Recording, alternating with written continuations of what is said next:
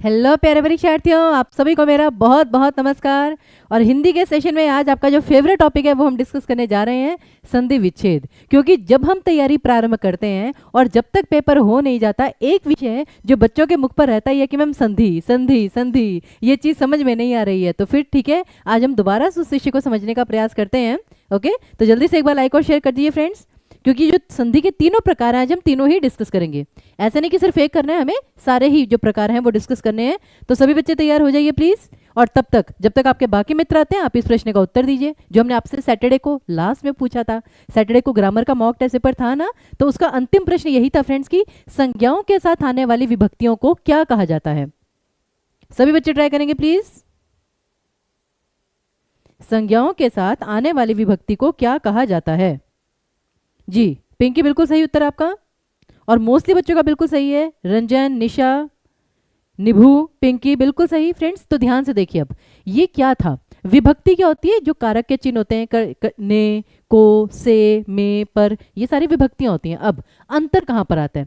सर्वनाम के साथ जो विभक्तियां लगती हैं वो कैसी होती है फ्रेंड्स? ये देखिए,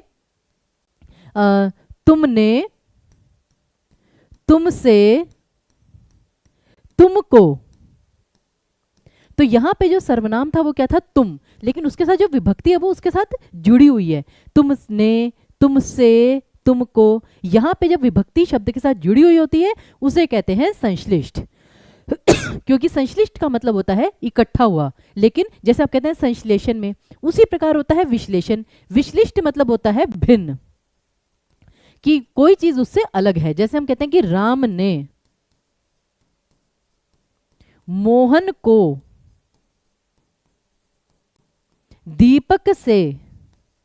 अब यहां पर क्या है? ये जो कारक विभक्तियां फ्रेंड्स, ने, को, से, ये शब्द से अलग हैं। तो ये जो विभक्तियां शब्द से अलग होती हैं इनको कहते हैं विश्लिष्ट, और जो सर्वनाम की विभक्तियां शब्द के साथ जुड़ी हुई होती हैं उनको कहते हैं संश्लिष्ट। आई होप कि अब इस चीज में किसी बच्चे को कोई डाउट नहीं है।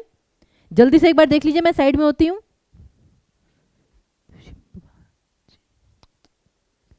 ठीक है ना? तो यहां पर देखिए, कोई समस्या? चलिए तो फिर आगे बढ़ते हैं। तो यहाँ पे आपका उत्तर था विश्लिष्ट विभक्तियां।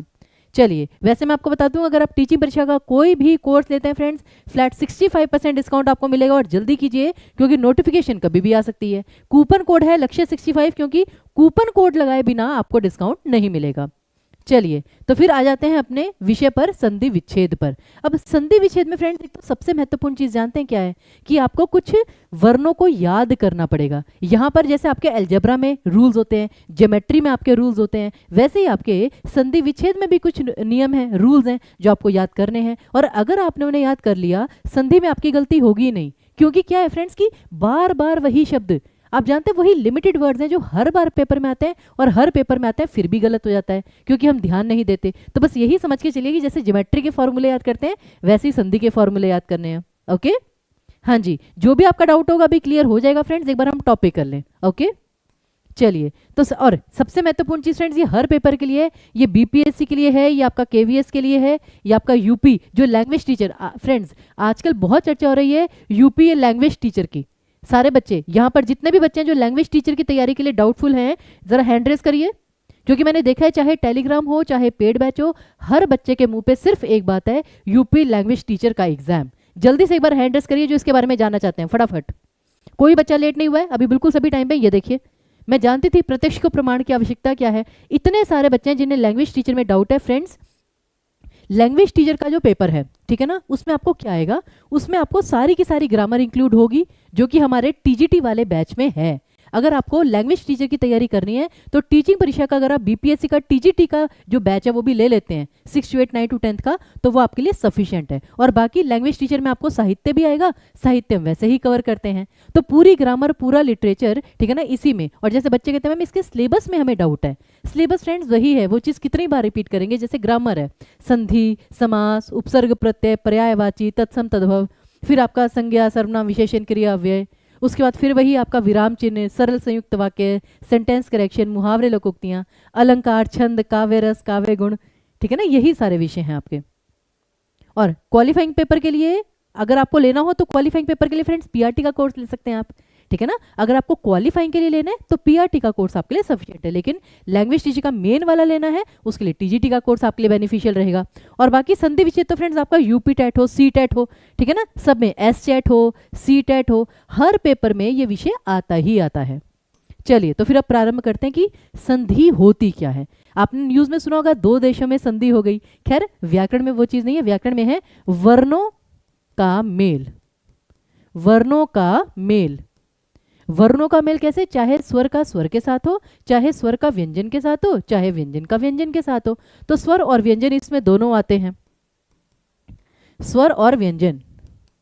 अब जैसे आप प्रोबेबिलिटी वाले क्वेश्चंस में पॉसिबिलिटीज निकालते हैं ना कि इस चीज की कितनी प्रोबेबिलिटी है, तब ये 2 चीजें हैं, 2 चीजें आपस में कितने तरीके से मिल सकती हैं वो आप चेक कर लीजिए। वो सारा होता है वर्णों का मेल, शब्दों का नहीं। और एक सबसे महत्वपूर्ण नियम, जहां परिवर्तन नहीं, जहां परिवर्तन नहीं वहां संधि नहीं।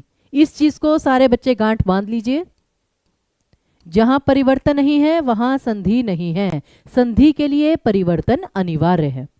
ओके, तो 2 वर्णों का मेल है, 2 शब्दों का नहीं, क्योंकि जहां पे 2 शब्दों का मेल आ गया वो समास बन जाता है। ये बीपीएससी में आपको पूछा जा चुका है, इसलिए यूपी एलटी में भी आपको पूछा जा सकता है। ओके, और फिर अब संधि में वर्णों का मेल होता कैसे है फ्रेंड्स, अब ये चीज सबसे महत्वपूर्ण है, क्योंकि जो नियम आप पढ़ते हैं ना, बच्चे कहते हैं हम नियम याद कर लिए लेकिन अप्लाई कैसे करना है वो हमें पता ही नहीं। तो नियम जानने के लिए ये चीज जो मैं बताने जा रही हूँ ये बहुत महत्वपूर्ण है, सभी बच्चे ध्यान से देखिए। फॉर एग्जाम्पल हम 2 शब्द देखते हैं, जैसे हम कहते हैं प्रतिकार या प्रतिलिपि। प्रतिलिपि हमने देखा, प्रतिलिपि। अब ये 2 शब्द जुड़े, लेकिन 2 शब्दों के जुड़ने से शब्द बना क्या? प्रतिलिपि। अब ध्यान से सभी बच्चे देखिए, प्रति शब्द एज इट इज आया, लिपि शब्द एज इट इज आया, कोई भी परिवर्तन हुआ नहीं हुआ। अगर कोई परिवर्तन नहीं है दैट मीन्स इसमें संधि नहीं है। सबसे पहली बात तो यह पता होना चाहिए कि शब्द में संधि है भी या नहीं, यह सबसे महत्वपूर्ण बात है। ओके, तो इसमें केवल प्रति उपसर्ग है, इसमें संधि नहीं है क्योंकि कोई परिवर्तन ही नहीं आया। लेकिन अब जैसे अगर मैं कहूं सूर्य, सूर्य प्लस उदय, अब ये शब्द क्या बनेगा? सारे बच्चे लिखेंगे प्लीज। सूर्य को उदय शब्द के साथ जोड़ेंगे तो क्या बनेगा? जल्दी से बताइए, क्योंकि ये जो बेसिक चीजें होती है जब तक हमें ये पता नहीं चलेगी, हमें संधि के नियम जितने मर्जी याद कर लें वो समझ में ही नहीं आएंगे। जी, सूर्योदय, वेरी गुड। अब ध्यान से देखिएगा, अब यहां पे सूर्य और उदय मिलने से ओ की मात्रा आई ना, परिवर्तन हुआ, तो अब इसमें संधि है, ये सबसे महत्वपूर्ण बात। अब जो नियम होते हैं वो अप्लाई कहां होते हैं? पहला शब्द एंड कहां पे हो रहा है? सूर्य, सूर्य जो है वो अ पे खत्म हो रहा है। ध्वनि य पूरा है तो हर व्यंजन में अ की ध्वनि छिपी रहती है, ये हमें पता है। तो सूर्य अ पे खत्म हो रहा है। और उदय, उदय जो है वो ऊ से प्रारंभ हो रहा है।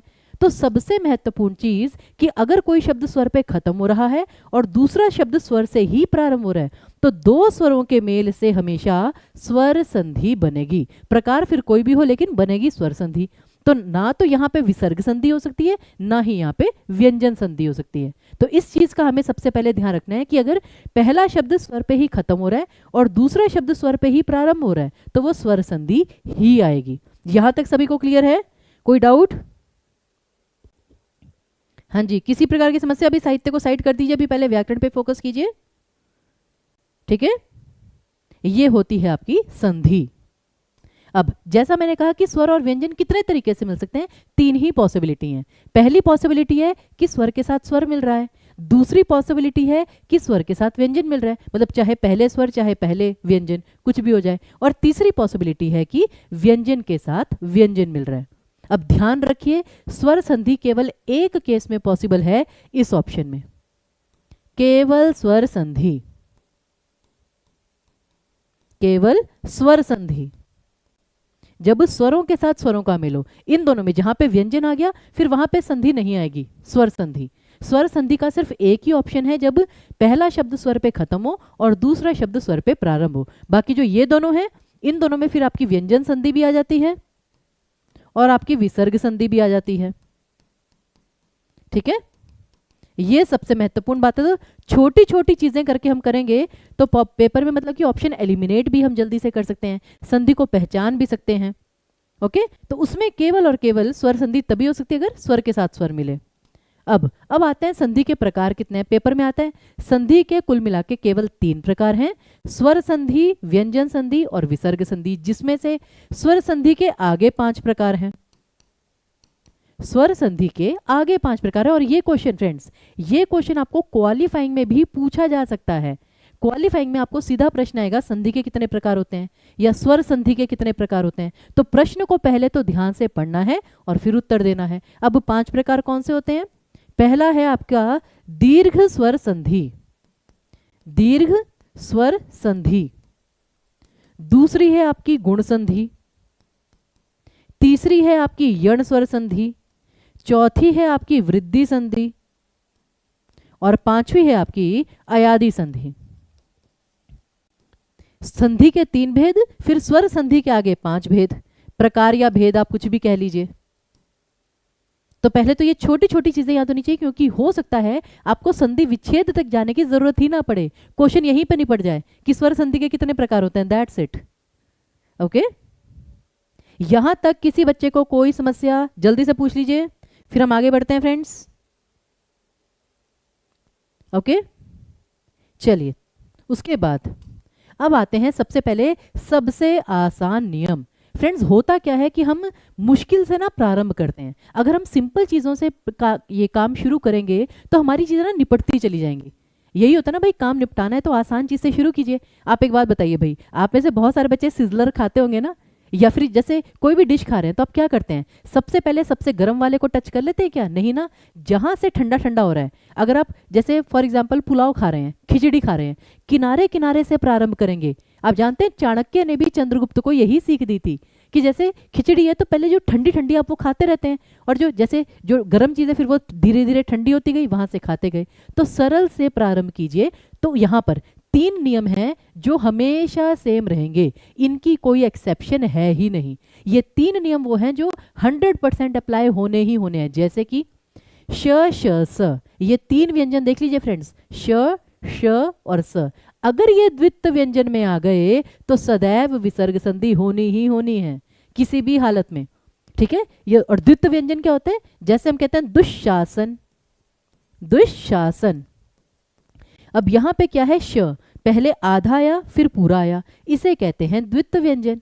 ओके, आपको ये प्रश्न भी आता है कि द्वित्व ध्वनि कौन सी है, तो इसलिए जहां पे आपके वो 3 व्यंजन द्वित्व के रूप में आ गए तो हमेशा, कभी कभी नहीं, हमेशा ही विसर्ग संधि है। तो उसमें आपको सोचना भी नहीं है, आंखें बंद करके आप आंसर चूज कर सकते हैं। दूसरा नियम, कोई और व्यंजन अगर द्वित्व व्यंजन हो तो सदैव व्यंजन संधि, ये उससे भी अच्छा नियम कि बस ये 3 व्यंजन याद कर लीजिए, श श स।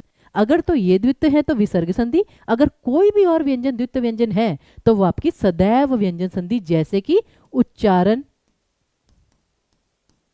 ठीक है ना। उसके बाद आपका जैसे हम कहते हैं कि सज्जन, उज्ज्वल, कोई भी और व्यंजन अगर द्वित्व व्यंजन आ गया तो व्यंजन संधि होनी ही होनी है, ठीक है। पेपर में कभी कभी आपको सिर्फ इतना आता है, स्वर संधि, व्यंजन संधि, विसर्ग संधि, उसमें चूज करना और भी आसान होता है। और तीसरा नियम क्या है आपका, निर या दुरुपसर्ग सदैव विसर्ग संधि, सदैव। ये फ्रेंड्स 200% श्योर है, 200% श्योर,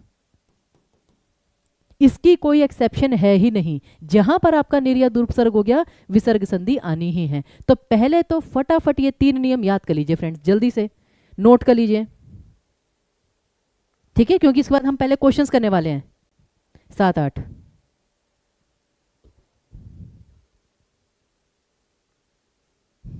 ठीक है, ये 3 नियम अच्छे से याद हो गए। अब क्वेश्चंस देखिए पहले। हाँ जी, निराहार में कौन सी संधि है, फटाफट, निराहार में कौन सी संधि आएगी? अभी एक एक संधि विच्छेद आपको करके बताएंगे फ्रेंड, जिससे कि वो नियम आपको याद हो जाएं। ये पहले 3 नियम तो मतलब 100% अप्लाई होने हैं आपके। सी ऑप्शन, क्योंकि निराहार का मतलब क्या है, बिना आहार के, तो निरुपसर्ग था यहां पे। अगर निरुपसर्ग है तो विसर्ग संधि आएगी निहि प्लस आहार, निहि प्लस आहार, तो ये आपकी विसर्ग संधि आ गई। अगला देखिए, फिर दुर्लभ में कौन सी संधि है, फटाफट, दुर्लभ में कौन सी संधि आएगी? सभी बच्चे ट्राई करेंगे प्लीज।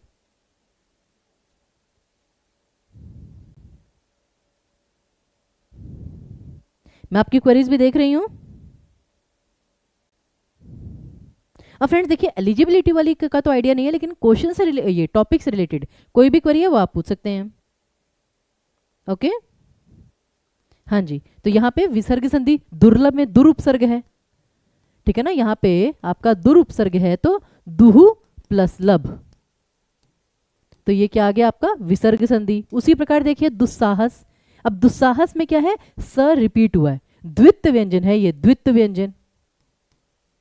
अगर जहां पर श श स द्वित्व व्यंजन में आ गए तो आंखें बंद करके विसर्ग संधि लगा देना है, दुहु प्लस साहस, दुहु प्लस साहस। उसी प्रकार अगला देखिए, निरंतर में कौन सी संधि आएगी? निरंतर में कौन सी संधि है? तो क्या इस प्रश्न को करने में मतलब 3 सेकंड, जैसा हमने थंबनेल में भी लिखा है, इस क्वेश्चन को सॉल्व करने में मैं कहती हूँ फ्रेंड 3 सेकंड भी नहीं लगेंगे।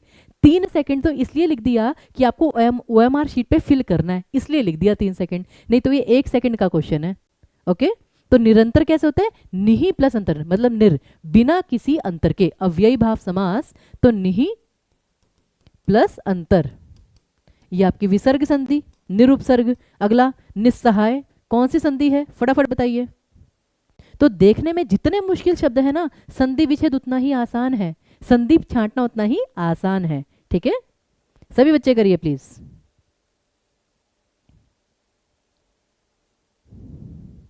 और वैसे यहाँ पर हमारे जितने पेड बैच के बच्चे हैं भाई, मैं आप सभी को बता दूं कि आज से आपकी पेड बैच की क्लास लगेगी शाम को 5 बजे, जैसे पहले लग रही थी ना 5 बजे, आज से भी आपकी क्लास डेली 5 बजे ही लगेगी। चलिए, तो अब यहां पर फिर वही द्वित्व व्यंजन है तो विसर्ग संधि, निहि प्लस सहाय, ठीक है। फिर उस प्रकार दुर्व्यवहार, कौन सी संधि है? दुरुपसर्ग है, ध्यान से देखिए फटाफट। तो ये शब्द जैसे जैसे आप करते रहेंगे दिमाग में फिट होता रहेगा, फिर तो ये होगा मैम बस संधि का क्वेश्चन आ जाए हम फोड़ के आ जाएंगे उस क्वेश्चन को, ठीक है। तो यहां पे दुर्व्यवहार में फिर वही दुरुपसर्ग है, दुरुपसर्ग है तो विसर्ग संधि, दुहु प्लस व्यवहार, ओके। उसी प्रकार अब ये था फ्रेंड्स आपका 3 नियमों वाला, कि जहां पे सदैव व्यंजन संधि, जहां पे सदैव विसर्ग संधि। अब आ जाइए जो मेन चीज है, मेन चीज आती है फ्रेंड्स आपकी स्वर संधि, जिसके 5 भेद हैं। अब स्वर संधि के लिए सबसे महत्वपूर्ण क्या है? शब्द का उच्चारण और मात्राएं। ये जो आपके सामने यहाँ पे आपको मात्रा दिख रही है ना फ्रेंड्स, अगर ये टेबल आपको याद हो गया तो 99% आपका काम खत्म, 99% आपको संधि पहचान में आ जाएगी। एक बार सारे देखिए, वृद्धि संधि में अगर ए या औ की मात्रा है तो चांसेस हैं कि वृद्धि संधि हो सकती है, वैसे तो 99% होती ही होती है। उसी प्रकार अगर ए या ओ की मात्रा आ जाए तो गुण संधि, य या व का शब्द आ जाए तो यण संधि, अगर अ आए अव आव की ध्वनि आ जाए अयादि संधि, अगर आ ई उ ऐसी ध्वनि आ जाए तो दीर्घ संधि। अगर ये टेबल याद हो गया तो 99% तो आपको शब्द का पता चल ही जाएगा, ओके।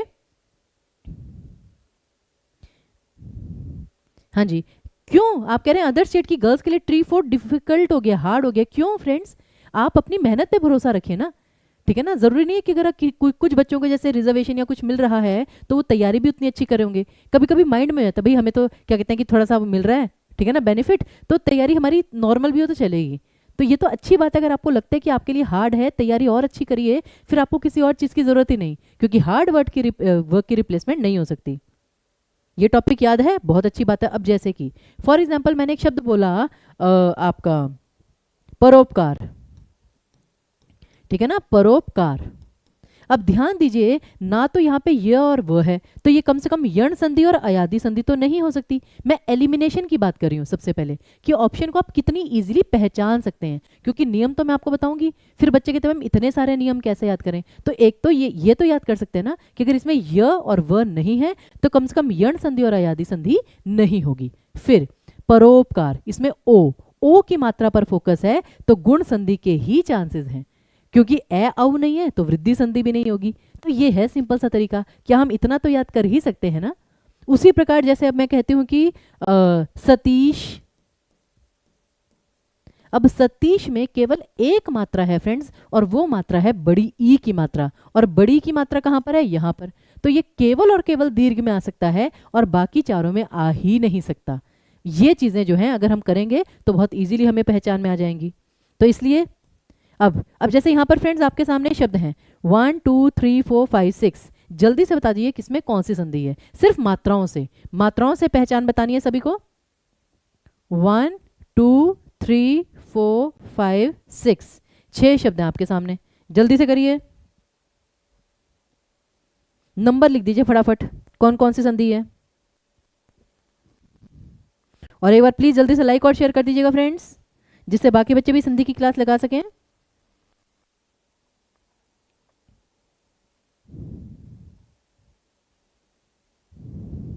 आप कह रहे हैं यूट्यूब पर क्लास फ्रेंड्स अब केवल 3 बजे होगी, सिर्फ 3 बजे ही आपकी अभी यूट्यूब की क्लास होगी, एटलीस्ट इस हफ्ते, ठीक है।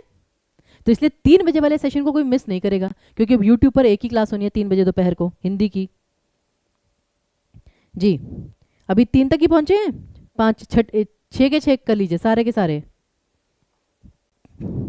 Very good. अब सबसे पहले आता है दिनेश। दिनेश में ए की ध्वनि पर फोकस है, साकार इसमें आ की ध्वनि पर फोकस है, कपीश इसमें बड़ी ई की मात्रा पर फोकस है, भावुक आव, अब यहां पे क्या आया, आव की ध्वनि है, तथैव ए की ध्वनि पर फोकस है, सूर्योदय ओ की मात्रा पर फोकस है। तो बस हमने केवल मात्रा देखी और उत्तर हमारे सामने है।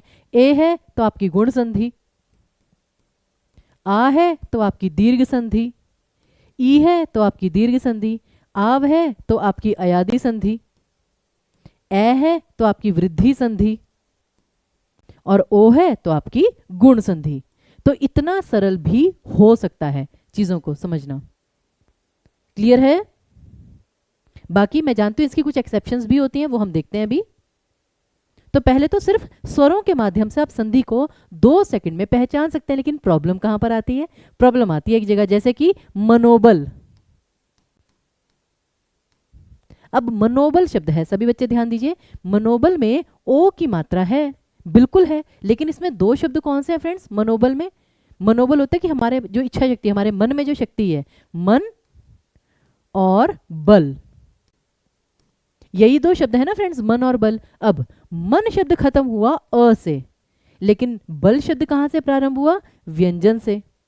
तो जब यहाँ पे ठीक है ना 2 स्वर हैं ही नहीं और ओ की मात्रा है, इसका मतलब कि यहाँ पे आएगी आपकी विसर्ग संधि।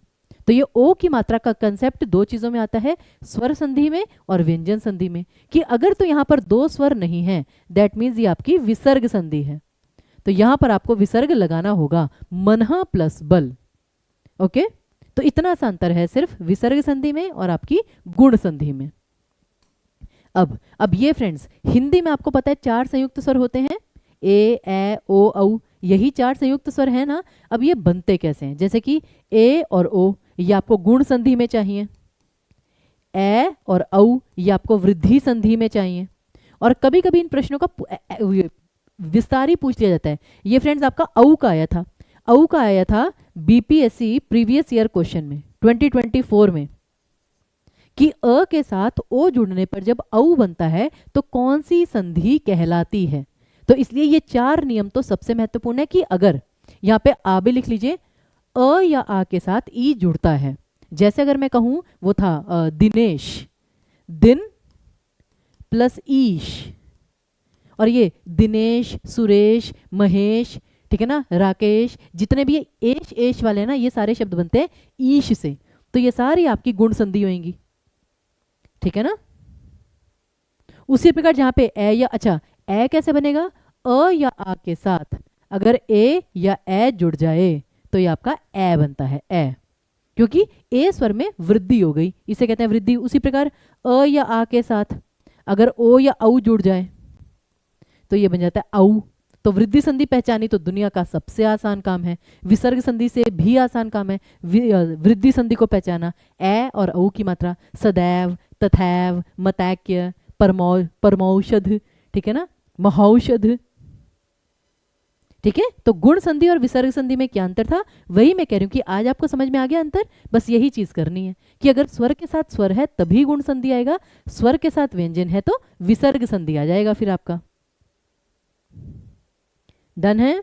उसके बाद अब आते हैं स्वर संधि के बाकी प्रकार। तो सबसे पहले आती है दीर्घ संधि फ्रेंड्स। दीर्घ संधि में क्या स्वर आते हैं, आ, ई और उ, यही आता है आ, ई, उ। अब दीर्घ संधि की फ्रेंड्स एक परिभाषा है, उस परिभाषा को सारे बच्चे याद कर लीजिए। दीर्घ संधि का मतलब है सजातीय वर्णों का मेल। क्या है, सजातीय वर्णों का मेल। अब सजातीय क्या होता है, एक ही जाति के, और एक ही जाति के वर्ण कौन कौन से, जैसे कि अ और आ एक ही कैटेगरी के हैं। ई, छोटी ई बड़ी ई है ई ही, तो ये भी सेम कैटेगरी के हैं। और फिर छोटा ऊ बड़ा ऊ, तो ये क्या है, आपके तीनों दीर्घ संधि के अंतर्गत आते हैं। अब ये आपस में कैसे भी जुड़े, अ के साथ आ मिल रहा है, आ के साथ अ मिल रहा है, अ के साथ अ मिल रहा है, या आ के साथ आ मिल रहा है, रिजल्ट में हमेशा आपका आ ही आएगा, और सेम दोनों में अप्लाई होता है। तो जैसे कि आपका फॉर एग्जाम्पल मैं कहती हूं नदीश, तो बड़ी की मात्रा दैट मीन्स एंडिंग भी ई से होगी और स्टार्टिंग भी ई से होगी, नदी प्लस ईश। तो ये है आपकी दीर्घ संधि, कुछ भी नहीं है इसमें इसके अलावा। फ्रेंड्स 5 बजे वाली क्लास जो है वो पेड बैच में होगी, ठीक है, 5 बजे। अब से डेली पेड बैच आपका पहले की तरह 5 बजे ही होगा, सिर्फ पिछले हफ्ते था जो 1 बजे हुआ, नहीं तो 5 बजे ही होगा आपका। ओके, उसी प्रकार अगली आती है फ्रेंड्स आपकी गुण संधि, बल्कि पहले कहते हैं वृद्धि संधि करते हैं फ्रेंड्स। वृद्धि संधि ज्यादा आसान है, आसान से प्रारंभ करना है। दूसरी ले लीजिए आप वृद्धि संधि। वृद्धि संधि में कौन से दो स्वर थे, ए और औ। अब आप शब्द देखिए बिल्कुल आसान, लेकिन इनका नियम मैं पहले बता देती हूं। अ या आ के साथ, मतलब पहला शब्द अ आ पे ही खत्म होना चाहिए। अगर ए या ए मिल रहा है तो वो ए ही बनेगा, जैसे कि सदैव, तथैव, मतैक्य, सब में ए की ध्वनि है, वृद्धि संधि, काम ही खत्म। लेकिन वो बनेगा कैसे, जैसे कि सदा प्लस एव, यह हमें वर्तनी पता होनी चाहिए, एव होगा एव नहीं होगा। उसी प्रकार तथैव, तथा प्लस एव।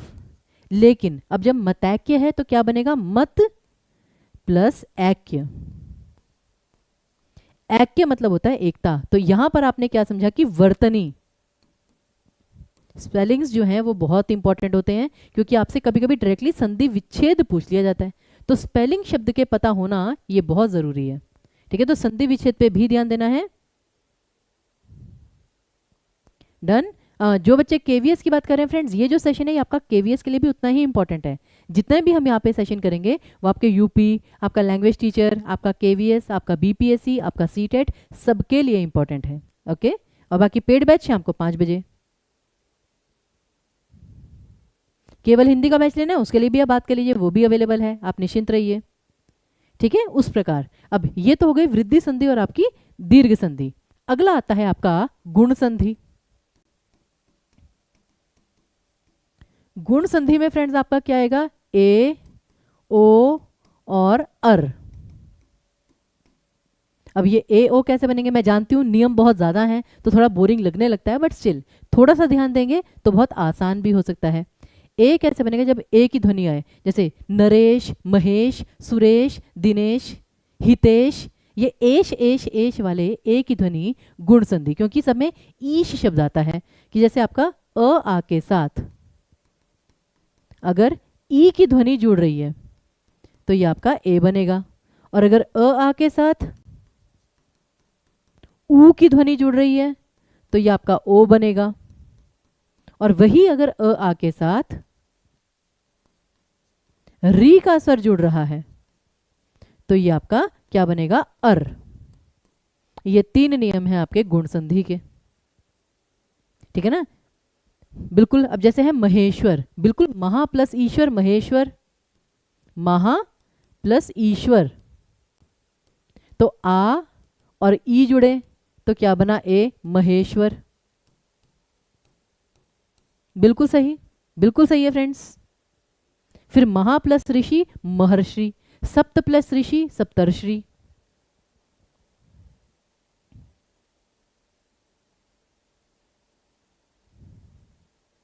ठीक है,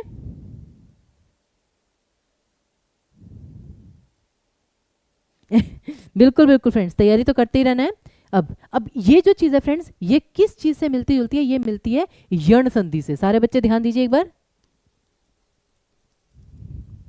अभी आपने क्या नियम पढ़ा था, ये वाला ई उ री, ये बाद में आया था ना कि दूसरा शब्द प्रारंभ कहां से हो। लेकिन बिल्कुल यही तीन चीजें फ्रेंड्स, ये देखिए, यही तीन चीजें आपकी आती हैं यण संधि में। ध्यान से देखिएगा, यण संधि। अब इन्हीं तीनों चीजों को पहले लिख दीजिए, ई उ और री। अब वहां पर तो क्या था कि अ आ के साथ मतलब आना था, अब इनके साथ है कोई भी अन्य स्वर। कोई भी अगर अन्य स्वर हो तो ई से बनेगा य, उ से बनेगा व और री से बनेगा र। बस इतना सा है यण संधि का नियम, कि जो यहां पे बाद में था वो यहां पे पहले आ जाएगा। जैसे कि अगर मैं कहूं प्रति, प्रति प्लस एक, अब प्रति ई पे खत्म हुआ, उसके साथ एक अन्य स्वर आया तो ये क्या बन गया, य, कि प्रत्येक। ठीक है, और ए की मात्रा थी तो ये हो गया प्रत्येक। ये आपका गुण संधि और यण संधि का नियम बिल्कुल मिलता जुलता। ये देखिए बिल्कुल सेम आपका, मतलब नियम याद करने हो तो ये तरीका सबसे आसान है। और लास्ट में आती है आपकी अयादि संधि। ये लास्ट है फ्रेंड्स, बस फिर क्वेश्चन करते हैं। अयादि संधि, अब अयादि संधि में आती हैं चार चीजें, संयुक्त स्वर ए ओ औ, ए ओ और औ। अब ये जो चारों संयुक्त स्वर हैं इनको सीरीज में याद कीजिए, ए ओ औ, ए ओ औ। और फिर वही है, इनके साथ कोई भी अन्य स्वर आए, कोई भी अन्य स्वर, मतलब ए को छोड़कर कोई भी आ सकता है, अ आ सकता है, ई आ सकता है, उ आ सकता है, कुछ भी आ सकता है। और सेम टू सेम सभी में। अब ये बनेगा क्या, ए ओ औ से बनेगा आपका अए, आए, अव और आव। इन ध्वनियों को ध्यान दीजिए, अए आए अव आव, ओए ए ओ औ। जैसे कि फॉर एग्जाम्पल एक शब्द कहते हैं, जैसे भी सावन, भैया आज तो सावन का दूसरा सोमवार है, उसके लिए ठीक है ना, भगवान भोलेनाथ आपकी हर मनोकामना पूरी करें, आपको सफलता दिलाएं। तो सावन, अब सावन में है आव की ध्वनि, ठीक है, आव। अब आव है तो औ आएगा, तो ये क्या बन जाएगा, सौ। और दूसरी चीज क्या देखनी है, व में अ का स्वर है, ध्यान दीजिए, व में अ का स्वर है तो ये बन जाएगा अन, सावन। बस इतना सा करना है। और उसी प्रकार जैसे आपका है नायिका, नायिका, अब नायिका में दोबारा से आए की ध्वनि है, आए, आए कैसे बनेगा, ऐसे, तो ये क्या बनेगा, ये देखिए न, न प्लस य के साथ छोटी की मात्रा है तो इका, न प्लस इका नायिका। ये ऐसे आए, ए से आए, ये है आपकी पूरी अयादि संधि। ए ओ औ, अए आए अव आव, ये चार चीजें बिल्कुल। श्रावण, रावण, अच्छा एक चीज फ्रेंड ध्यान से देखिए, रावण, रावण शब्द का संधि विच्छेद क्या होता है, रऊ प्लस अन। अब यहां पर एक चीज ध्यान देने वाली है फ्रेंड्स, ये जो अण है, अण न में परिवर्तित हो गया, बहुत महत्वपूर्ण चीज। संधि विच्छेद करते समय अक्सर अण का न में परिवर्तन हो जाता है। वैसे तो ये आपका व्यंजन संधि का नियम है, लेकिन अगर पेपर में आपको रावण शब्द आता है, क्योंकि बीपीएससी वाले बच्चे सबसे पहले पूछते हैं कि मैम अगर रावण शब्द आता है और ऑप्शन में आता है स्वर संधि, व्यंजन संधि, विसर्ग संधि, उपयुक्त में एक से अधिक, उपयुक्त में से कोई नहीं, तो क्या हम उपयुक्त में से एक से अधिक लिख सकते हैं कि यहाँ पे अयादि स्वर संधि भी है और व्यंजन संधि भी है? नहीं, संधि फ्रेंड्स किस में हुई है, बेसिकली वो इनमें हुई है। तो यहाँ पे रावण में सिर्फ और सिर्फ अयादि संधि आएगी, सेम टू सेम रामायण में। रामायण में भी यही होता है, देखिए रामायण, यहाँ पे भी यह अण था तो राम प्लस अयन, अयन, अण का न में परिवर्तन। ये बहुत महत्वपूर्ण चीज है जिसका आपको ध्यान रखना है कि ये व्यंजन संधि में नहीं आएगी, ये दोनों शब्द स्वर संधि में ही आएंगे। ओके, आगे देखिए। अब आगे कुछ क्वेश्चंस कर लेते हैं, मात्राओं पे फोकस कीजिए, उत्तर आपके सामने होगा। परोपकार में कौन सी संधि है, फटाफट, परोपकार में कौन सी संधि है? एक बार जल्दी से लाइक और शेयर कर दीजिए फ्रेंड्स, सभी बच्चे। और प्लीज जो बच्चे हमारे साथ यहाँ पे नए जुड़े हैं, क्योंकि बहुत सारे बच्चे पहले तैयारी ही नहीं कर रहे थे, उनको लग रहा था बीपीएससी ट्री आएगा ही नहीं, लेकिन हमने तो पहले से ही कहा था यूपी एलटी का भी एग्जाम है आपका, फिर केवीएस का भी एग्जाम है आपका, बीपीएससी का भी एग्जाम है। तो जल्दी से टीचिंग परीक्षा के यूट्यूब चैनल को सब्सक्राइब कर लीजिए, क्योंकि जब तक सब्सक्राइब नहीं करेंगे तब तक आप सेशंस, मतलब आपको नोटिफिकेशन नहीं आएगी जब तक बेल आइकन नहीं दबाएंगे आप। ओके, तो यहाँ पर परोपकार में ओ की ध्वनि है तो आपकी गुण संधि आएगी पर प्लस उपकार। अ पे खत्म हुआ, ऊ पे प्रारंभ हुआ, अ और ऊ के मेल से ओ बना। ओके, उसी प्रकार अगला ज्ञानेश में कौन सी संधि है, ज्ञानेश, सभी बच्चे करेंगे। ज्ञानेश में कौन सी संधि है? अच्छा जी, सोनम आप कह रही हैं, आपका क्वेश्चन देख लें, आपका क्वेश्चन क्या है जी? सोनम आपसे रिक्वेस्ट है एक बार अपना क्वेश्चन दोबारा लिख दीजिए, मैं देख लेती हूं।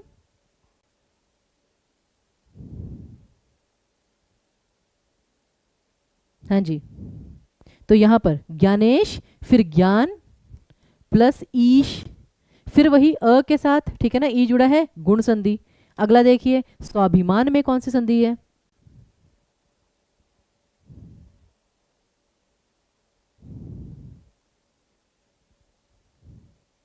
फ्रेंड्स बिल्कुल आज शाम को 5 बजे पेड बैच में क्लास है। Okay, paid class.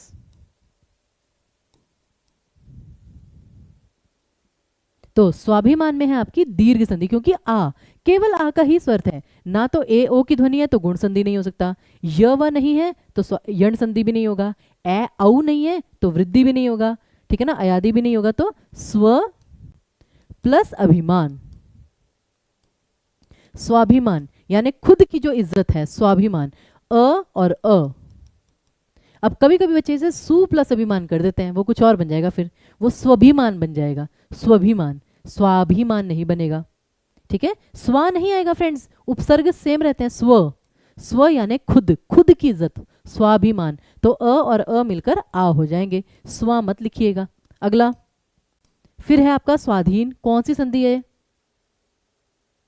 युवावस्था का संधि विग्रह है, बिल्कुल बता देते हैं, युवा प्लस अवस्था, तो आ और अ मिलकर आपका बन गया आ, तो यह है आपकी दीर्घ स्वर संधि। ओके, युवा प्लस अवस्था। और किसी शब्द में संदेह है आप बता दीजिए। तो अब यहां पे स्व प्लस अधीन, बिल्कुल सही, और प्लीज स्व प्लस अधीन होगा, ठीक है ना, अधीन, आधीन नहीं होता, आधीन शब्द गलत है, अधीन होगा, अ की ध्वनि आएगी, तो स्व प्लस अधीन यानी कि खुद के अधीन, स्व के अधीन, संबंध तत्पुरुष समास, इन सारे शब्दों में आपका समास भी है, स्व के अधीन, ठीक है, तो यहां पे दीर्घ स्वर संधि। अगला निधन में कौन सी संधि है, फटाफट। अब निधन, अब आपको एक जर्नल शब्द दिया गया है और पूछा गया स्वर संधि, व्यंजन संधि, विसर्ग संधि, कोई संधि नहीं, तो पेपर में अक्सर ऐसे प्रश्न आते हैं, ठीक है। जर्नल पेपर का क्या है जी?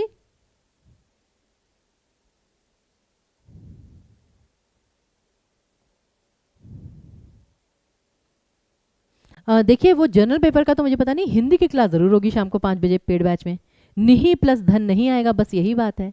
निधन, निधन का मतलब होता है मृत्यु, इसको आप दो भागों में बांटेंगे ही नहीं, ये आपका सिंपल आएगा कि कोई संधि नहीं है, जहां परिवर्तन नहीं वहां संधि नहीं, मैंने बताया था। निधन, यहां पे ऑप्शन डी आएगा, यहां पे संधि नहीं है, जरूरी नहीं है हर शब्द में संधि हो, आपके पास डी ऑप्शन था। ओके, इस चीज को इसीलिए मैंने जान के ये बीच में क्वेश्चन दिया, क्योंकि पेपर में हम यही मिस्टेक्स करते हैं। अगला देखिए, जगदीश में कौन सी संधि है, फटाफट, जगदीश।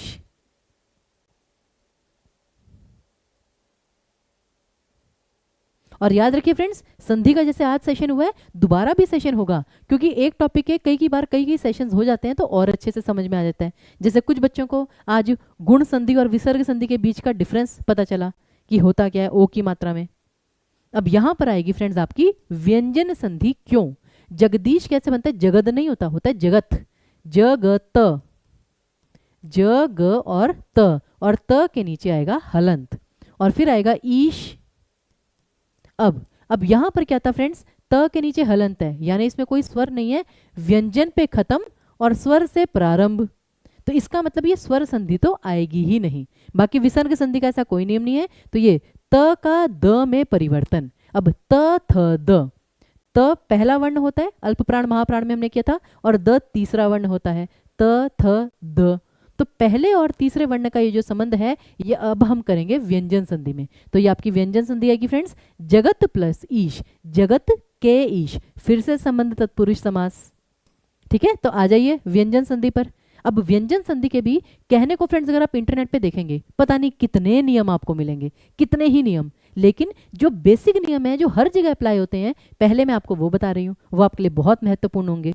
ओके, आप कह रहे हैं एलटी का प्रीवियस ईयर पेपर करवा दीजिए। फ्रेंड्स ये मैंने सोचा हुआ है, आप चिंता मत कीजिए, वो हम करवा देंगे आपको। ठीक है जी, तो यहां पर अब देखिए, अब व्यंजन संधि के नियम जो हमेशा अप्लाई होंगे। सबसे पहला नियम, अण का न में परिवर्तन। सबसे पहला नियम फ्रेंड्स, अण का न में परिवर्तन। जैसे कि प्रणाम, प्रणाम का क्या हो जाएगा, प्र प्लस नाम। देखिए सारे बच्चे, सबसे पहला नियम, अण का न में परिवर्तन, सबसे पहली चीज। उसी प्रकार जैसे कि परिमाण, परि प्लस मान, मान क्या होता है, उसकी मेजरमेंट, तो हम कहते हैं ना परिमाणवाचक विशेषण, परिमाणवाचक क्रिया विशेषण, तो मान। ठीक है, तो ये हुआ पहला नियम। दूसरा नियम क्या आता है आपका, अनुस्वार का म में परिवर्तन। सभी बच्चे ध्यान देंगे, अनुस्वार का म में परिवर्तन। जैसे कि संयम, संयम का क्या हो जाएगा, सम प्लस यम, अनुस्वार का म में परिवर्तन। हालांकि ये नियम आपका 100% अप्लाई नहीं होता, कुछ जगह पर ये अप्लाई नहीं भी होता, लेकिन मोस्टली होता है। उसी प्रकार जैसे कि संगम या किंकर, चलिए वो तो मिलता जुलता है ना, स वाला तो हमने कर लिया, किंकर,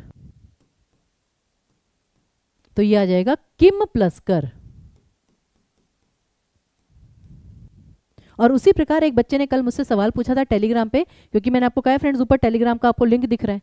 अगर आपकी जैसे पढ़ते समय, जरूरी तो नहीं ना कि केवल इस घंटे में ही आपकी ये क्वेरीज आएंगी, आपकी वैसे भी क्वेरीज आती हैं, तो वो आप हमसे टेलीग्राम पर भी जुड़ सकते हैं। तो जैसे किन्नर है, किन्नर, अब जहां पे न डबल आ जाता है वहां पे दो पॉसिबिलिटी है, या तो आपका म आता है या फिर आपका त आता है, लेकिन यहां पर किन्नर में म ही आएगा। किम प्लस नर, किम प्लस नर, किन्नर। ओके जी, संधि में व्यंजन संधि है, बिल्कुल सही, बिल्कुल आपने सही कहा। ये देखिए संधि, सम प्लस धी, बिल्कुल सही, वेरी गुड। ये देखिए चारों में अनुस्वार के स्थान पे म। तीसरा नियम, अब तीसरा नियम क्या है, जहां पर आ जाए आपका ध, ध में हमेशा आता है त प्लस ह। यह आपका तीसरा नियम, ध्यान से देखिए। ठीक है, त प्लस ह कैसे, जैसे हम कहते हैं पद्धति, तो पद्धति का संधि विच्छेद क्या होगा, पत प्लस हति। फिर जैसे उद्धरण, तो ये क्या बन जाएगा, उत प्लस हरण, तो यानी त और ह से मिलकर बनेगा ध। ये तीन नियम सबसे पहले याद कर लीजिए सभी बच्चे। ओके, कम से कम कहते हैं ना कि कुछ नियम तो याद हो। ये 3 नियम हो गए। अब सबसे महत्वपूर्ण है फ्रेंड्स ये 2 चीजें, वर्ग के पहले और तीसरे वर्ण का संबंध। ये तो वेरी वेरी वेरी इंपॉर्टेंट है। पहला और तीसरा कौन सा वर्ण होता है फ्रेंड्स? 5 वर्ग होते हैं, क वर्ग, च वर्ग, ट वर्ग, त वर्ग, प वर्ग। तो सबसे पहला वर्ण क्या हुआ? क। क, च, ट, त, प। और इनका तीसरा वर्ण कौन सा हुआ? क, ख, ग, च, छ, ज, ट, ठ, ड, त, थ, द और प, फ, ब। अब ये जो है फ्रेंड्स पहले और तीसरे वर्ण का संबंध, कि अगर इन वर्णों में फोकस आ रहा है तो संधि विच्छेद करते समय ये शब्द बन जाएंगे। जैसे कि एक शब्द है दिग्गज। दिग्गज, अब यहां पे आधा ग है, ग पे फोकस आ रहा है और ग क से संबंधित है, तो ये क्या बन जाएगा? दिक। और प्लीज सबसे इंपॉर्टेंट चीज, यहां पे हलंत लगाना मत भूलिए। हलंत नहीं लगाएंगे तो वो स्वर संधि में परिवर्तित हो सकता है। तो दिक प्लस गज। उसी प्रकार अगर जैसे मैं कहती हूं कि अब्ज, अब कब्ज मत बोल देना, अब्ज, आधा ब है, ब के कारण किस पर फोकस आएगा? प पे, तो ये क्या बनेगा? अप प्लस ज। ये आपकी व्यंजन संधि का नियम, पहला और तीसरा। उसी प्रकार जैसे है षडानन। षडानन, अब ड पे फोकस आया तो षड तो कुछ नहीं होता, शट होता है। शट, शट मतलब होता है 6, तो ड का ट में परिवर्तन, शट प्लस आनन, यानी 6 है आनन जिसके। अच्छा, इसमें कौन सा समास है जरा बताएंगे प्लीज? षडानन में समास कौन सा है? कौन सा बच्चा बताएगा? फटाफट बताइए। श शलगम वाला नहीं, श षटकोण वाला आएगा, कृपया करके। श का दूसरे श में परिवर्तन मत कीजिएगा। कार्तिकेय, बिल्कुल सही, बहुव्रीहि समास। कार्तिकेय जो शिवजी जी के पुत्र हैं कार्तिकेय, उन्हीं को कहा जाता है षट प्लस आनन, षडानन।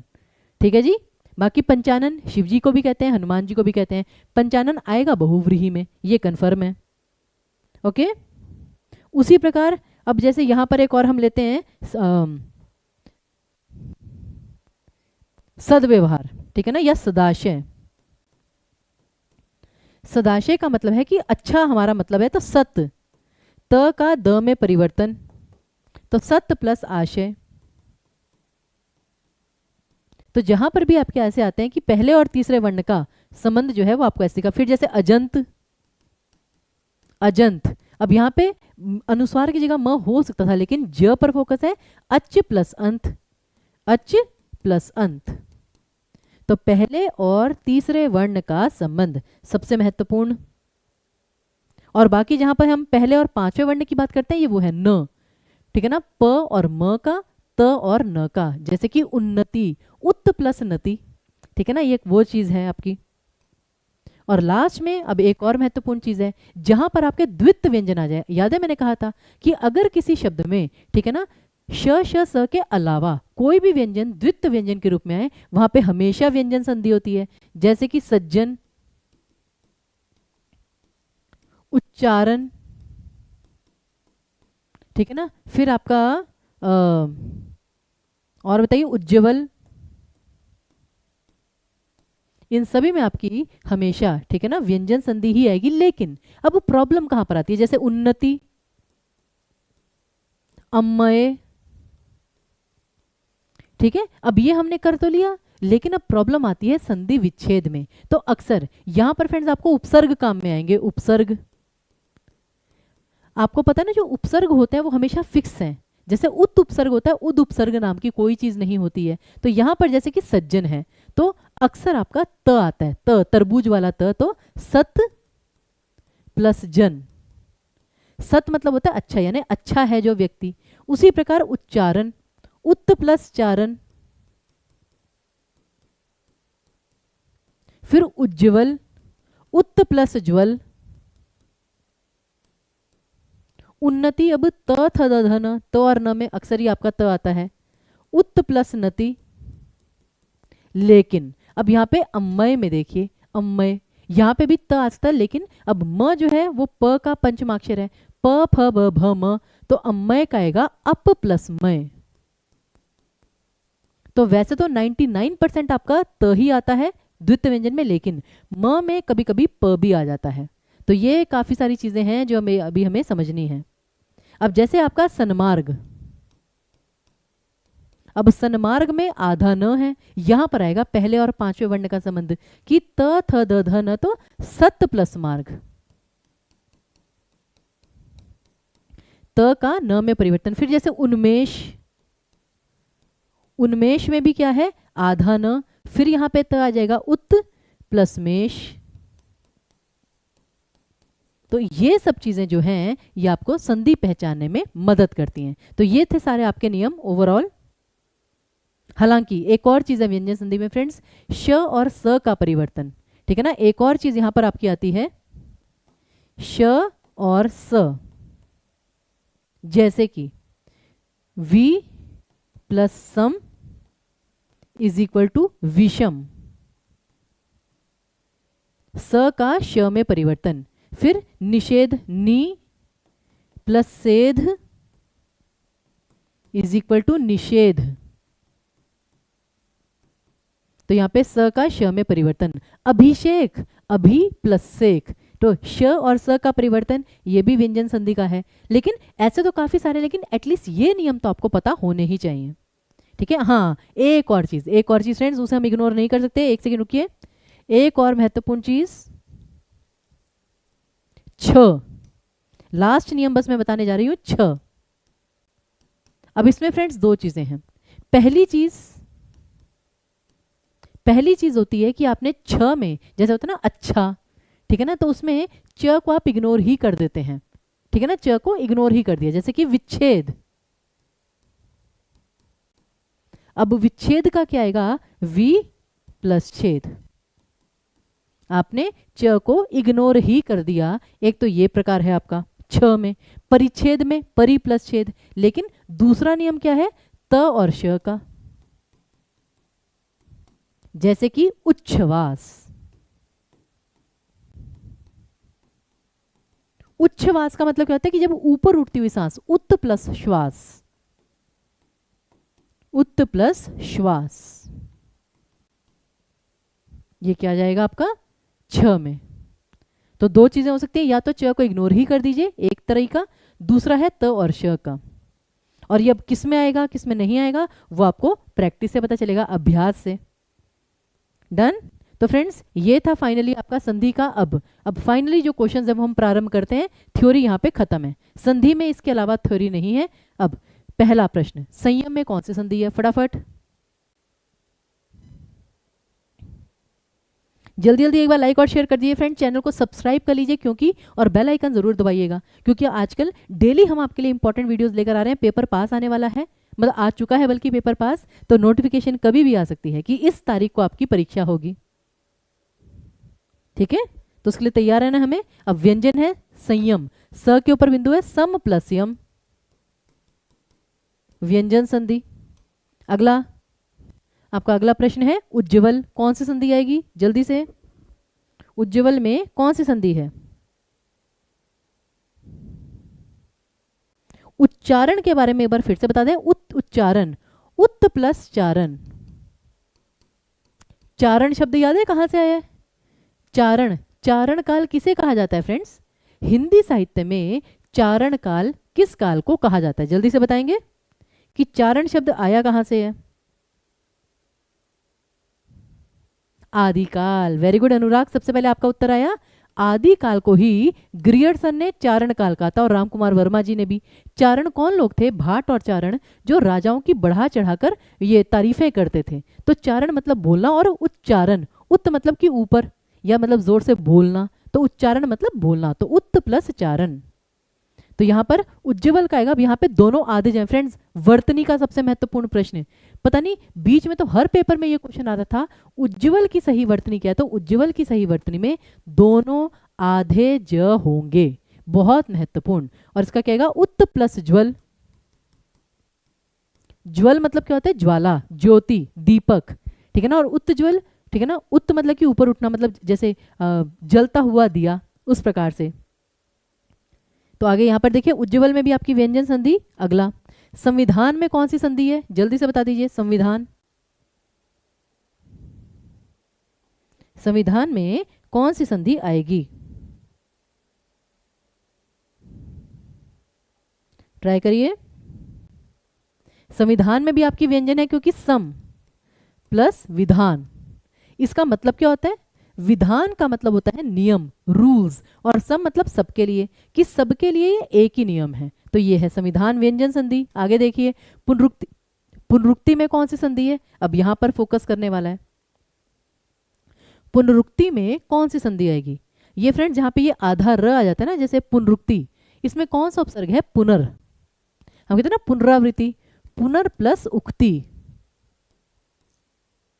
अब यहां पर पुनर की जगह आ जाएगा पुनः। आपने संस्कृत में सुना ना, पुनः, यह कार्य पुनः कर दीजिए। अब यह बात पुनः बता दीजिए, पुनः मतलब दोबारा, तो ये विसर्ग संधि में आएगा पुनः, पुनः प्लस उक्ति। तो इसे जो उपसर्ग वाली चीजें हैं ये हमें संधि पहचानने में बहुत मदद करती हैं। तो विसर्ग संधि आएगा इसमें। आगे, अब गुण और विसर्ग संधि में दुविधा जो ओ की मात्रा थी, ये मैं बता ही चुकी हूं कि अगर स्वर और स्वर मिल रहे हैं तो गुण संधि होगी, और स्वर के साथ कोई व्यंजन मिल रहा है या दो शब्द बिल्कुल अलग हो गए, जैसे कि तपोवन।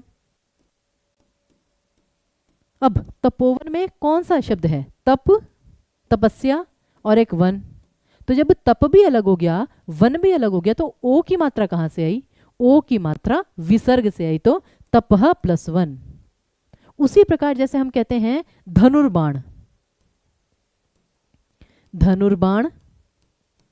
अब यहां पे बाण शब्द अलग हो गया, धनु अलग हो गया, तो ये र की मात्रा कहां से आई? ये र की मात्रा आई विसर्ग से, धनु प्लस बाण।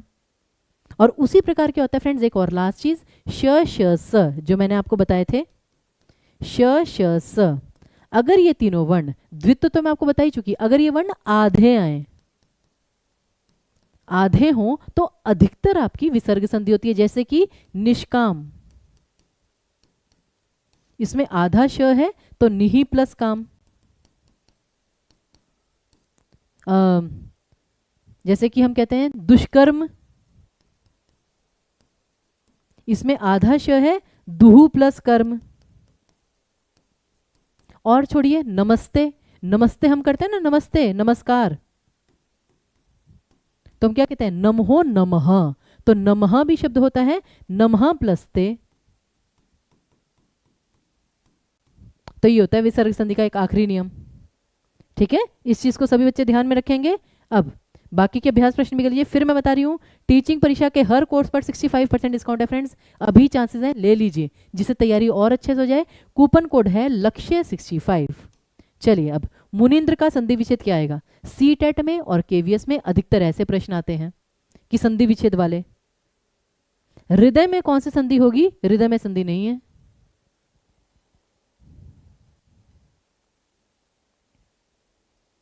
ठीक है ना, याद रखिए, हर शब्द में संधि या समास नहीं होते, जैसे कि अलंकार और छंद। हर काव्य पंक्ति में रस तो होता है, गुण तो होता है, लेकिन हर संधि में, ये हर कविता में अलंकार और छंद नहीं होता, वो सिलेक्टेड होता है। अच्छा, वैसे एक और बात मैं पूछना चाहती फ्रेंड्स, कल रात को मैंने ना अलंकार के बड़े सारे प्रश्न डाले थे, कितने बच्चों ने वो अलंकार के प्रश्न सॉल्व किए? जरा हैंड रेस करेंगे जल्दी से, क्योंकि जानते हैं अगर आपको उसका अर्थ जानना है, वैसे तो मैं आपको उसका अर्थ दे ही दूंगी टेलीग्राम पे, लेकिन वो सारे के सारे रहीम और कबीर जी के दोहे थे, इसलिए मैंने छंद का प्रश्न दोबारा नहीं दिया। देखिए कितने सारे बच्चों ने सॉल्व किए थे, वेरी गुड। मैं जानती हूँ कि वहां पर आपको बहुत सारे दोहों का अर्थ नहीं पता होगा, वो सारे अर्थ आज मैं आपके लिए डाल दूंगी, ठीक है, जिससे आपको मीनिंग समझ में आ जाए। तो वो प्रश्न बहुत इंपॉर्टेंट थे। अब मुनीन्द्र का आएगा मुनि प्लस इंद्र। हमें पता है भाई, अगर हमें वर्तनी पता है कि मुनि की वर्तनी ये नहीं ये होती है, स्पेलिंग्स, स्पेलिंग्स बहुत इंपॉर्टेंट है, तो ई और ई मिलकर बड़ी बन गया, दीर्घ संधि। अगला देखिए, महोत्सव में कौन सी संधि है? फटाफट, महोत्सव में कौन सी संधि आएगी? सभी बच्चे बताइए। अच्छा, एक गलत हुआ था, कोई बात नहीं, वो आपको आज पता चल जाएगा, मुझे पता है। आपको पता है कहाँ गलती हुई होगी आपकी? वो दृष्टांत अलंकार वाले में हुई होगी। आपने दृष्टांत अलंकार चूज किया, वो पंक्ति कुछ और थी, यही गलती हुई थी ना। मैं समझ सकती हूँ फ्रेंड्स, मैं साथ साथ आपको जब मैं क्वेश्चंस पोस्ट कर रही होती हूँ, मैं आपके आंसर्स भी देख रही होती हूँ कि जैसे बच्चे वो ऐसे डाउन उसका दिखा देते हैं साइन वहाँ मैं समझ आती हूँ कि बच्चों को डाउट है। चलिए, अब यहाँ पर महोत्सव, महा प्लस उत्सव। अब यहाँ पे दोनों ही वो हैं कि आ और ऊ, तो ओ बना गुण संधि। फिर निम्नांकित में से कौन सा वृद्धि संधि का उदाहरण नहीं है?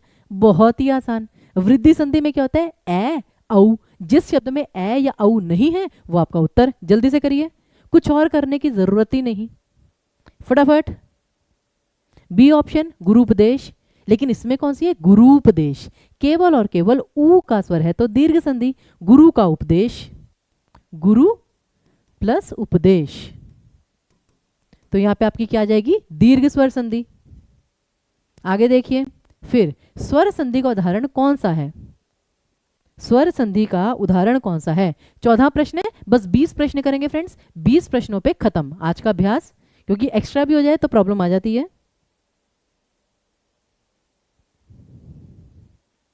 जी फटाफट करिए, बस 20 क्वेश्चन करेंगे। स्वर संधि का उदाहरण कौन सा है? वो है पवन। अव की ध्वनि है अव, अयादि संधि। पो प्लस अन, अव है तो ओ की मात्रा, अ आए अव, ए ए ओ, तो पो प्लस अन। अब अगर ये होता पावन, पावन जैसे कहते हैं ना सावन का पावन महोत्सव, तो पौ प्लस अन हो जाता, पौ प्लस अन। उसी प्रकार संयोग का क्या आएगा? अनुस्वार का म में परिवर्तन, सम प्लस योग। नमस्कार का क्या होता है? आधा स है, नमः प्लस कार, विसर्ग संधि। और मनोहर, मनोहर में कौन से दो शब्द हैं? मन, मन को हरने वाला, मन को चोरी करने वाला, तो मन और हर। ओ की मात्रा फालतू की है, विसर्ग संधि। अगला देखिए, फिर गुण संधि का उदाहरण कौन सा है? जल्दी जल्दी, गुण संधि का उदाहरण कौन सा है? भाई मुझे तो लगा था क्या कहते हैं कि आज संधि का टॉपिक है तो कम से कम 1000, 1100, 1200 बच्चा होगा ही होगा। पता नहीं संधि के विषय को इंपॉर्टेंट नहीं लिया आपने। हाँ जी, तो यहाँ पे गुण संधि का उदाहरण है कौन सा? महर्षि। अब देखिए, अभ्युदय, यह है यण संधि आएगी आपकी। अभी प्लस उदय, ये उपसर्ग आपको पता नहीं होना चाहिए, अभी उपसर्ग होता है, अभी प्लस उदय।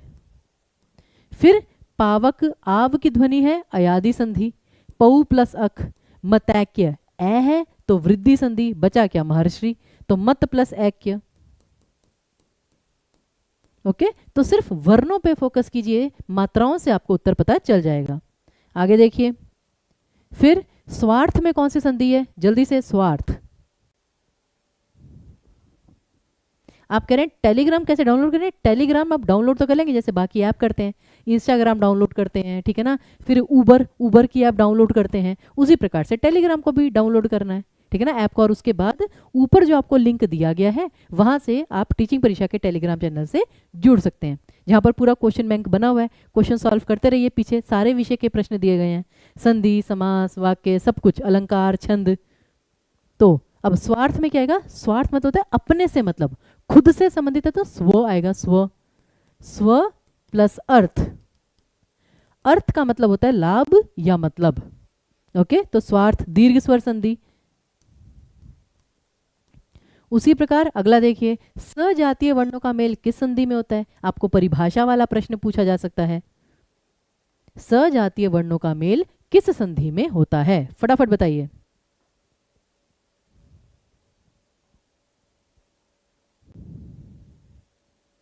तो ये आपका ये होता है दीर्घ संधि में, बिल्कुल सही। अगला, अ आ के साथ री, इसमें कौन सी संधि होती है? फ्रेंड्स वेरी इंपॉर्टेंट, आपको ऐसे परिभाषा वाले प्रश्न पूछे जा सकते हैं। जैसे मैंने तो प्लस लिख के दे दिया, वहां पे आएगा कि जब अ आ का स्वर री स्वर से मिलता है तो उसमें कौन सी संधि होती है? गुण संधि, यण संधि, वृद्धि संधि, अयादि संधि, कुछ भी। अब अ आ के साथ री, जैसे कि महा प्लस ऋषि, जब भी री का स्वर बाद में आता है, जब भी री का स्वर बाद में आता है वो आपकी हमेशा गुण संधि होती है, ठीक है। अगला देखिए, अभ्युदय में कौन सी संधि है? फटाफट, अभ्युदय में कौन सी संधि आएगी?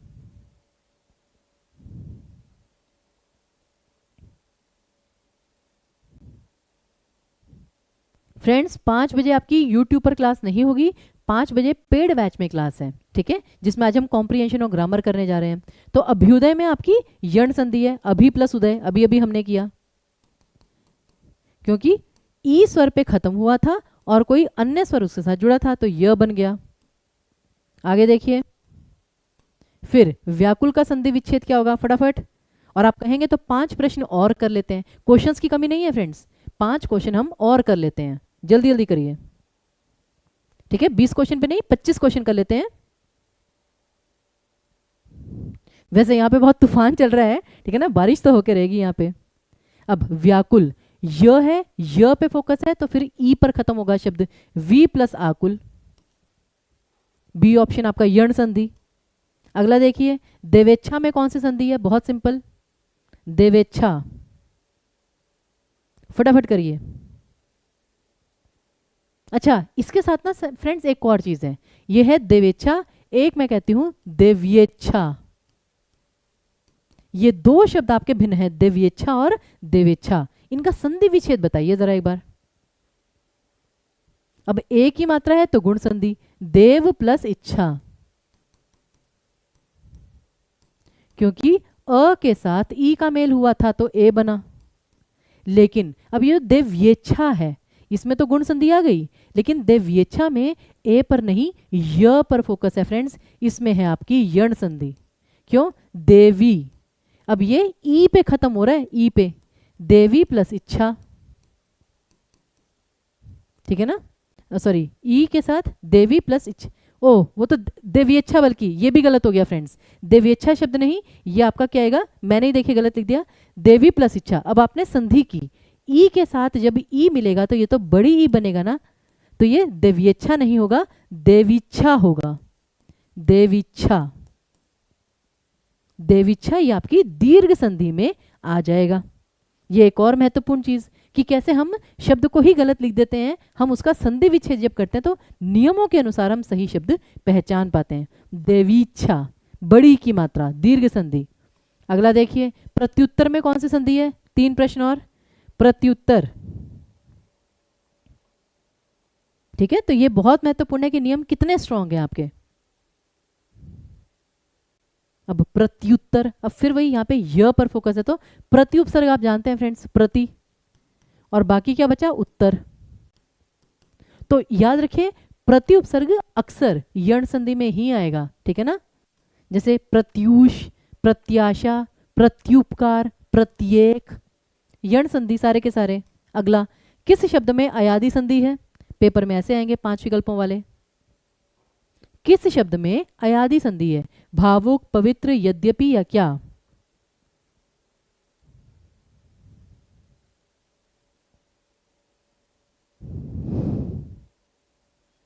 तो यहां पे जैसे भाव, आव की ध्वनि है, तो यहां पर देखिए भऊ प्लस उक, क्योंकि व के साथ ऊ का स्वर था तो यहां पे भी उक आएगा। पवित्र, अव, अव की ध्वनि है तो फिर वही पो प्लस इत्र, ये दोनों ही आपकी अयादि संधि हैं, उत्तर आएगा आपका डी ऑप्शन। अब अगर यद्यपि का नहीं भी पता, क्या फर्क पड़ता है, आपका आंसर तो आ गया ना, तो यहाँ पे टाइम वेस्ट नहीं करना, बट स्टिल यद्यपि का क्या आएगा, यद्य, य है, तो यदि प्लस अपि, यदि प्लस अपि यण संधि, ओके, यदि प्लस अपि यण संधि आपका सही उत्तर। अगला, लघ्वाकृति में कौन सी संधि है, जल्दी से, लघ्वाकृति,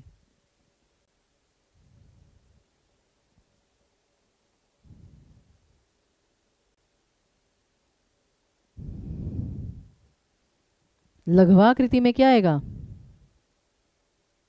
2 शब्द कौन से, एक तो है आकृति, ये हम सबको पता है आकृति, दूसरा आएगा लघु, यानी छोटी आकृति, लघु।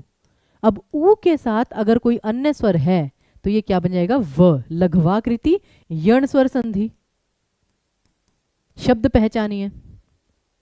और फिर आज का अंतिम प्रश्न, अत्युत्तम में कौन सा उपसर्ग है। अब ये संधि के माध्यम से आपको पता चलेगा कि अत्युत्तम में कौन सा उपसर्ग है, तो संधि भी बताइए, उपसर्ग भी बताइए, फटाफट। वो कह रहे हैं एक बार संधि डिटेल में पढ़ा दीजिए फ्रेंड्स, 1 सेकंड, ये आज हमने संधि डिटेल में नहीं किया क्या भाई, अगर आप बाद में जुड़े हैं सेशन को स्टार्टिंग से देखिए, संधि हमने विस्तार से ही पढ़ा है, अगर इससे ज्यादा विस्तार से आप पढ़ेंगे तो सिर्फ कंफ्यूज होंगे फ्रेंड्स। ये तो वो शॉर्टेस्ट मेथड था जिसमें हमने सारे नियम समझे और उस प्रकार से उत्तर दिए, यही सबसे डिटेल है, और इससे ज़्यादा विस्तार में पढ़ेंगे तो फिर कंफ्यूज हो जाएंगे, फिर तो आपके लिए एक पहेली, एक चक्रव्यूह बन जाएगा। ओके, तो यहाँ पर जैसे अति उत्तम, अति प्लस उत्तम, कि बहुत ही उत्तम है, अति प्लस उत्तम, तो यहां पर आपका ई के साथ अन्य स्वर है तो यण संधि। ओके, और जैसे व्यू है, व्यू, इसमें भी संधि है फ्रेंड्स, व्यू, य पर फोकस है, वी प्लस उहु, वी प्लस उहु, व्यू, ये आपकी यण संधि का उदाहरण। ओके, चलिए अब तो आज का अंतिम प्रश्न संगम, आई गेस ये भी सभी जानते हैं, ठीक है ना, संगम का। चलिए तो फिर मिलते हैं अब आपसे शाम को 5 बजे, और कल मिलते हैं आपसे एक दूसरे सेशन के साथ, ठीक है। तब तक के लिए सेशन पसंद आए तो लाइक और शेयर कर दीजिएगा, कोई क्वेरी हो कमेंट बॉक्स में लिख दीजिएगा, ठीक है। और साथ ही साथ शाम को 5 बजे पेड बैच में जुड़ जरूर जाइएगा, क्योंकि आज से 5 बजे ही क्लास लगेगी। तब तक के लिए तैयारी पूरी रखिए, टीचिंग परीक्षा हमेशा आपके साथ है। बहुत बहुत धन्यवाद।